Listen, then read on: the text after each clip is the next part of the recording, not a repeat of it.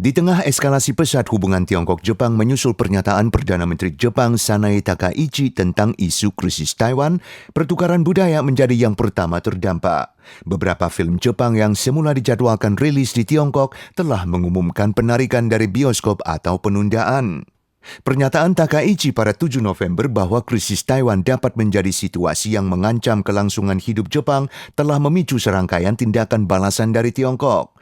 Kementerian Luar Negeri Tiongkok, Kementerian Kebudayaan dan Pariwisata, dan Kementerian Pendidikan telah mengeluarkan peringatan, mengimbau warganya untuk menghindari perjalanan ke Jepang dan merencanakan studi di luar negeri dengan cermat.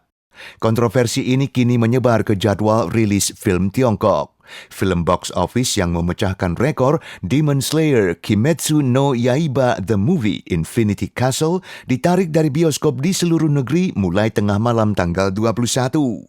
Beberapa platform tiket daring tidak lagi menjual tiketnya sejak hari yang sama dan sejumlah penonton bahkan telah menerima pesan pengembalian karcis. Sementara perilisan manga Jepang Crayon Shinchan, The Burning Kasukabe Dancers, dan anime adaptasi kisah nyata Cells at Work diumumkan ditunda pada tanggal 17.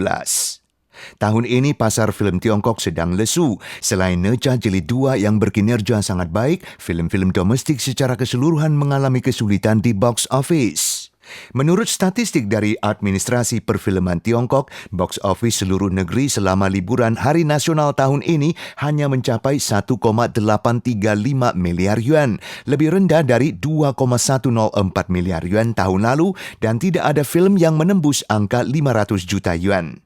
Di tengah minimnya minat terhadap film dalam negeri, film-film asing diharapkan dapat menstimulasi pasar, tapi kini juga menghadapi kendala akibat atmosfer politik. Namun terlepas dari peringatan dan sikap pemerintah yang tegas, banyak warga Tiongkok belum menyesuaikan rencana perjalanan pribadi mereka. Ibu Chen dari Shanghai yang sering berwisata ke Jepang sama sekali tidak memedulikan peringatan tersebut. Kritikus film amatir Bapak Kao mengatakan sentimen anti-Jepang dan anti-Amerika sudah terlalu sering muncul, maka pilihan banyak orang tidak akan berubah hanya karena angin politik. Dan Bapak yang sering bepergian antara kedua negara menyatakan meskipun hubungan Tiongkok-Jepang berfluktuasi, yang benar-benar memengaruhinya bukanlah politik, melainkan gangguan transportasi yang disebabkan oleh pandemi sebelumnya. Penarikan film Jepang secara berturut-turut dari bioskop dan peringatan resmi terkait pariwisata dan studi di luar negeri tidak menghalangi warga Tiongkok untuk bersikap lebih pragmatis dan tenang, menunjukkan bahwa sikap pemerintah mungkin tidak sepenuhnya menentukan persepsi publik. Seiring meningkatnya ketegangan politik, mempertahankan tingkat pertukaran budaya tertentu mungkin bisa menjadi penyangga bagi hubungan bilateral di masa depan.